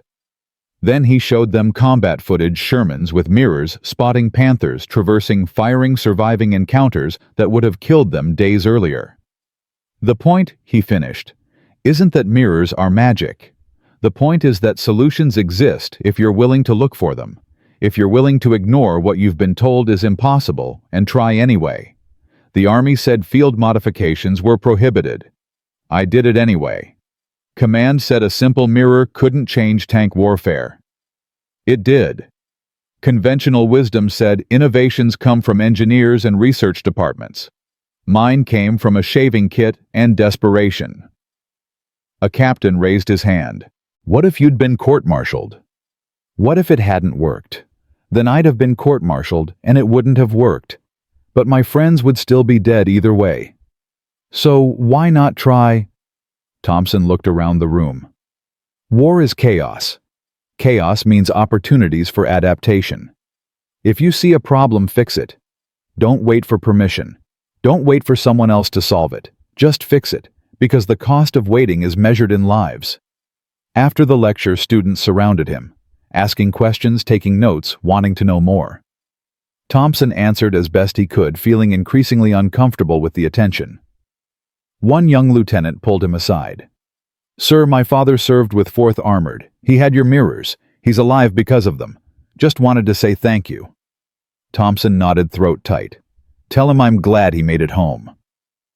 He taught at Knox for 3 weeks, then returned to Pittsburgh, to the mill, to the life he'd built around forgetting. But something had shifted. The teaching had reminded him that his story mattered, that the innovation mattered, that future generations needed to know what desperation and broken rules could accomplish. The years passed. Thompson worked at the mill, married a girl from the neighborhood, had 2 kids, lived a quiet life. He didn't talk about the war much, didn't attend veteran reunions, kept the Legion of Merit in a drawer, rarely looked at it. But he kept the letters. Margaret Hayes's letter about her dead son. Crawford's letters from Knox, updating him on armor doctrine, mentioning that the mirror system was still taught, but gradually being forgotten, as the men who'd used it in combat retired or died. Letters from tankers he'd never met, thanking him for innovations that had saved them, or their fathers, or their friends. He kept them all. Proof that once briefly he'd done something that mattered. 1994. Thompson was 74, retired from the mill, living on a pension. His wife had died 2 years earlier. His kids lived in other states, called occasionally. He spent his days reading, gardening, trying not to think about the war. Then a phone call came. A young historian named David Chen, researching armor innovations in World War II. "Mr. Thompson, I found your name in some old Ordnance Department records. Documentation about a mirror system you developed. I'd like to interview you if you're willing." Thompson almost said no, almost told Chen he had the wrong person, that it wasn't important, that nobody cared about 50-year-old innovations. But something stopped him. Crawford's voice from 1945. "Forgetting them dishonors their survival as much as forgetting the dead dishonors their sacrifice." "Okay," he said. "Come to Pittsburgh. I'll tell you what I remember." Chen arrived with recording equipment, notebooks, photographs Thompson hadn't seen in decades, combat footage, after-action reports, the Stars and Stripes article from 1944, a technical drawing of the 4-mirror system.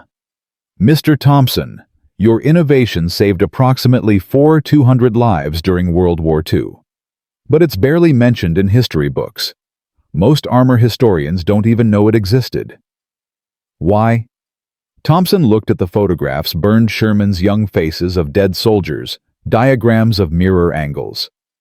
Because nobody wanted to remember that our tanks were death traps. Nobody wanted to admit that a private first class solved a problem the Ordnance Department couldn't. It was embarrassing. So they used the mirrors, saved the lives, then forgot where the idea came from. But you remember. I remember everything. The names of the 11 who died. The smell of burned metal. Crawford's voice saying, "Contact rear." The sound of drilling in the middle of the night. All of it. Chen recorded the interview. 3 hours of Thompson telling the story, every detail he'd written down in 1945, every memory he'd tried to bury. When it was over, Chen sat back looking stunned. "This is incredible. This needs to be published. People need to know this story. Why war's over? Shermans are obsolete.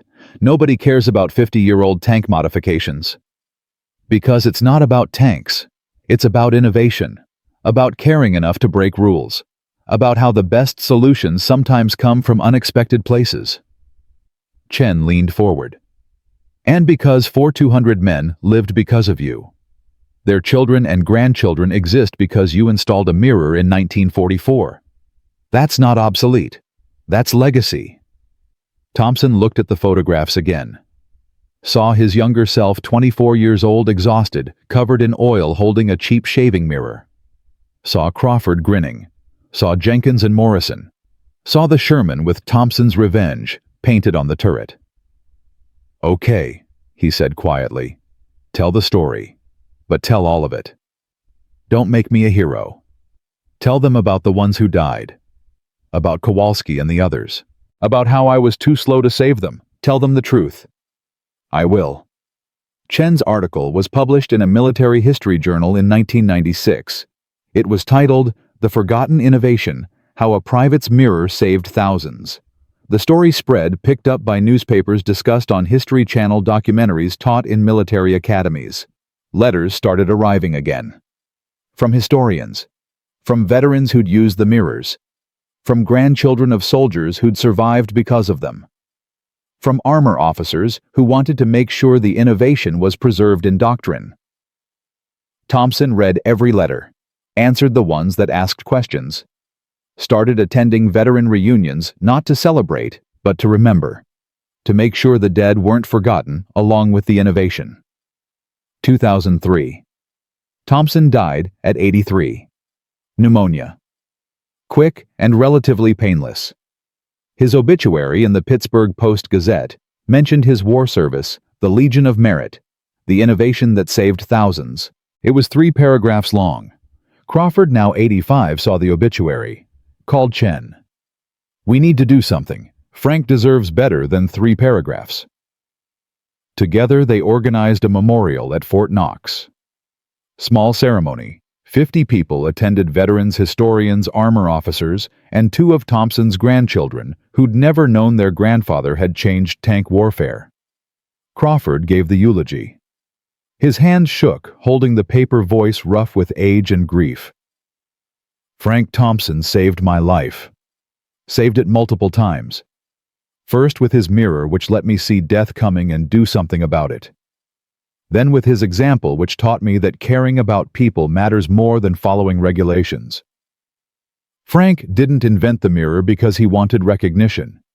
He invented it because he was tired of burying friends.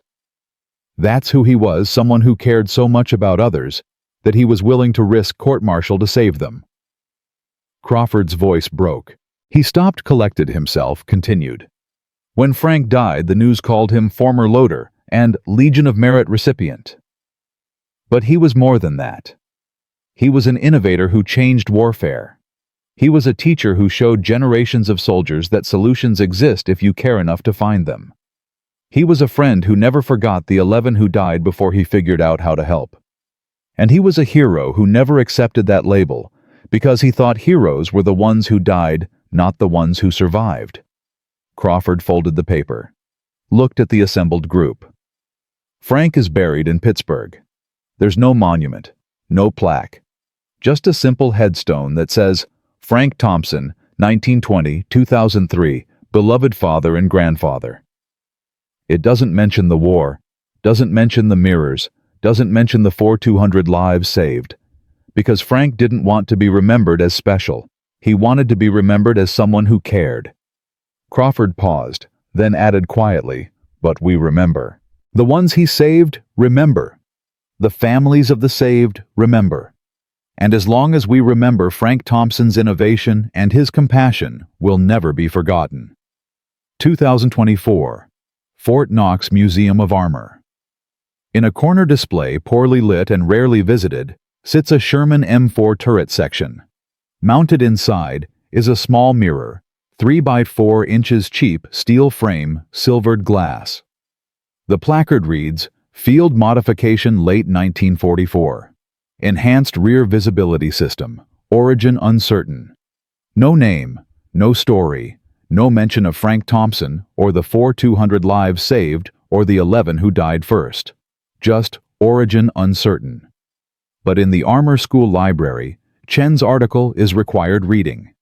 In doctrine manuals, the mirror system is taught as an example of field innovation. And every year a few students ask their instructors, "Who invented this?" And the instructors who know answer, "A loader named Frank Thompson, who watched his friends die and decided to do something about it." The story survives, not in monuments or plaques or official histories, but in the quiet passing of knowledge from generation to generation. In the understanding that sometimes the best innovations come from desperation, that caring about people matters more than following rules, and that one person with a $3 mirror can change the world. Frank Thompson never got his monument, never got his place in history books, never got recognition proportional to what he accomplished. But 200 men came home from war, had children, grandchildren, great-grandchildren, lived lives they wouldn't have lived without a loader who cared enough to break the rules.